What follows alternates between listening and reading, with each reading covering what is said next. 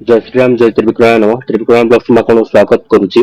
आज हूँ आमर जून मासर 26 तारीख। आप जानते ये किसी दिन तले आमर रज संक्रांति जाता आमर आश्रम यज्ञ होता आज बाबा भीतर पूजा करते आमर यज्ञ कुंड केमी अग्नि प्रकट होती से देखो बाबा कौन कहले से देखो।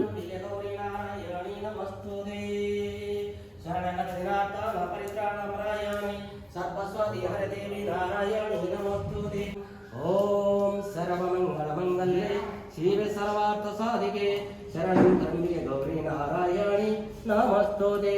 सर्वे से संज्ञानेते माये वस्त्राय नो देवी दव्य देवी नमस्तुते।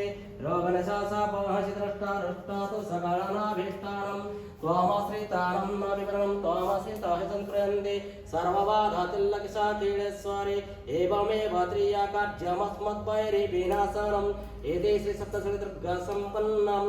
ओम हिङ्गलदेवी नमः ओम मंगलदेवी नमः ओम घटकासिनी धरि नमः ओम शैलपुत्रभ्याय नमः ओम ब्रह्मचर्यभ्याय नमः ओम चंद्रखंडभ्याय नमः ओम कस्मण्डभ्याय नमः ओम स्कंदमात्रभ्याय नमः ओम कातुभ्याय नमः ओम कालभ्याय नमः ओम महागणभ्याय नमः ओम सीतेभ्याय नमः ओम ऐं ह्रीं क्लीं चामुण्डा त्रिपुरसुन्दरीभ्याय नमः हेम काले नमः ओम हिंगलाय नमः ओम त्रिपुरसुन्दरीभ्याय नमः ओम सर्वादेवदेवताय नमः ओम अग्निदेवताय नमः ओम अग्निदेवताय नमः ओम अग्निदेवताय नमः नमः नमः ओम सर्वदेवदेवताय नमः नमः नमः।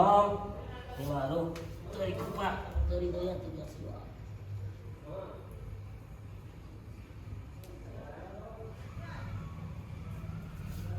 कली बाबा एटा केमती कौन चलला पुणी आमर रज संक्रांति होता यज्ञ रज संक्रांति पर अग्नि थे आज शुक्रवार आषाढ़ मास शुक्रवार ये संध्या समय रे सेपटे गणेशकर रामचंद्रकर लक्ष्मणकर सीतांकर आउ माँ त्रिपुर सुंदरी दुर्गांकर आउ बाबा महावीर त्रिविक्रम हनुमंतर पूजा चली पूजा चलला भितर सेपटे किसी आवास आसला दीप पूरा ग्रीन सिग्नाल देला जे अरे तू तो मत सदा पूजा करुचु आ जा माँ को देखीदेबू दर्शन करदेबू से एपटे आसला यज्ञ कूट पाक आसला एते दिन रज संक्रांति आम 15 तारीख 14 तारीख होता यज्ञ एते पर पुणी अग्निदेवता पुणी आज माने विग्रह हो गले पुणी काली पुणी विग्रह हे एमती 7 दिन एवं रहीजे पुणी 7 दिन पर बाहुड़ा पर से पुणी नरमी जीवे